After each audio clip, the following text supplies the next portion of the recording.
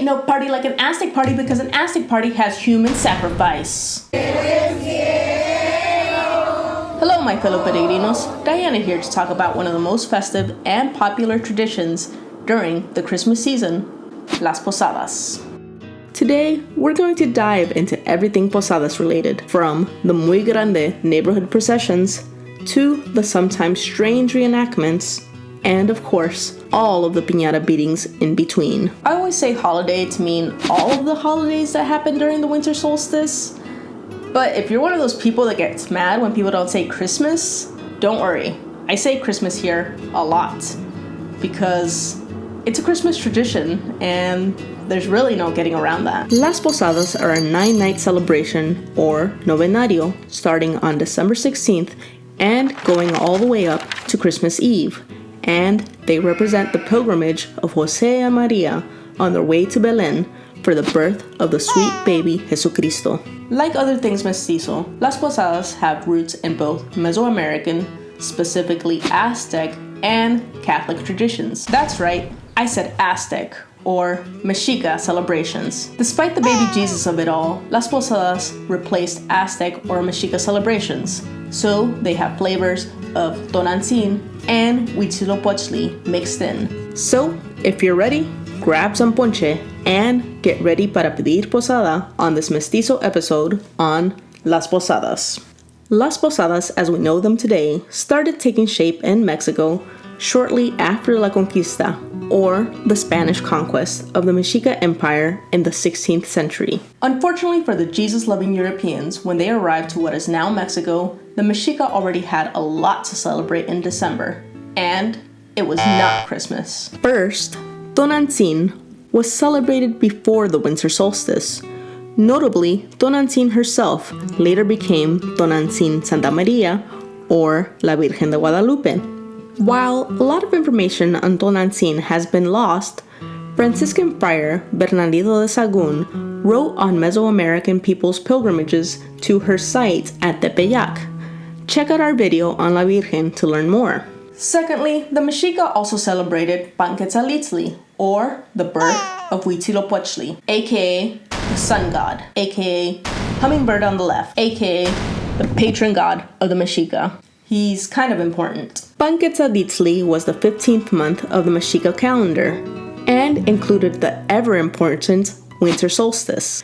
Panquetzalitzli translates roughly to raising of the banners and was celebrated with a foot race, dances, temple decorations, and of course, human sacrifice. Ain't no party like an Aztec party because an Aztec party has human sacrifice. Notably, Quetzalcoatl, or poinsettias, were used to decorate the temples during the festival, as the bright red petals were reminiscent of all the blood needed to appease the sun god. As the sun set on December 20th, the inhabitants of Anahuac, or the Valley of Mexico, eagerly awaited the return of the new sun child. After the winter solstice, everyone rejoiced at the birth of a new sun and raised their banners, giving thanks for the harvest of the year. Panquetzalitzli ended with the eating of a dough representation of Huitzilopochtli. They didn't call it Panquetzalitzli for nothing. Even with all these barbaric celebrations, those sly Spanish friars were undeterred and knew just how to replace the Mexica festivities with Catholic traditions. To begin with, Spanish missionaries taught the story of Jesus' birth through dramatizations and pageants to what I assume were very confused indigenous masses who just weren't getting it, that this new European deity was all about love and tidings of comfort and joy.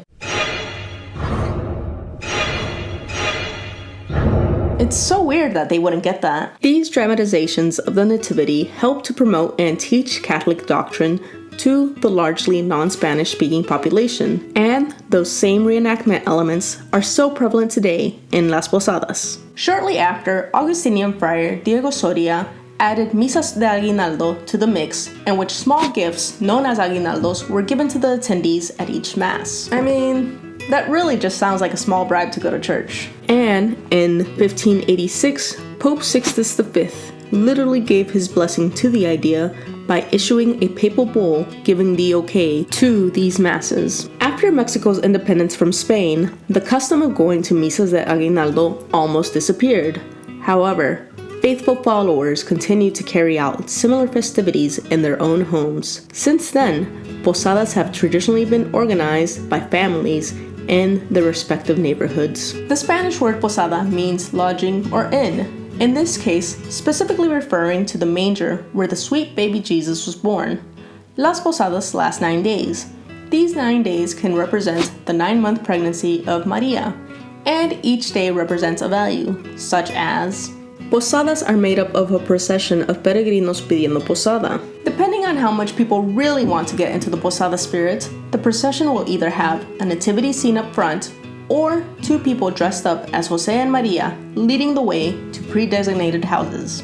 Because it would be really weird if they just showed up to someone's random house.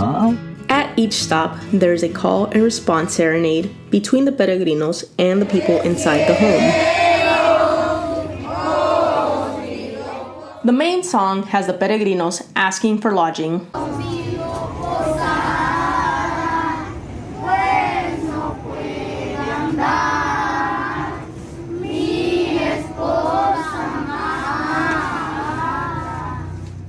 But the vatos who own those casitas ain't playing dumb. They tell those fools, you better bounce before you get kicked to the curb. You get me?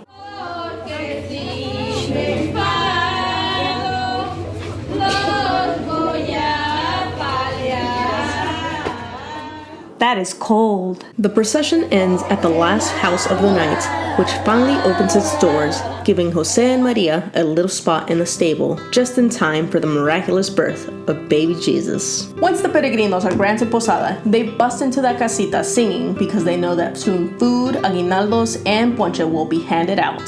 Traditional food and drinks given at posadas are tamales, atole, pozole, tostadas, and ponche. Beans, creams, potatoes, tomatoes, lamb, ram. Ponche is made with sugarcane, guava, tejocote, piloncillo, apple, cinnamon. The recipe varies by region. Shout out your region's ponche in the comments below. Ponche, like posadas, arose through the mestizaje of indigenous and Spanish cultures. Tropical fruits like guava and tamarindo are mixed in with fruits from the old world like oranges and apples. The night absolutely has to include a star-shaped piñata. La piñata symbolizes the Star of Bethlehem, guiding the Magi to the sweet baby Jesus. The piñata itself should have 7 peaks, which represent the 7 deadly sins. God or goodness is represented by the stick, and as the kids beat sin through the piñata, good triumphs over evil.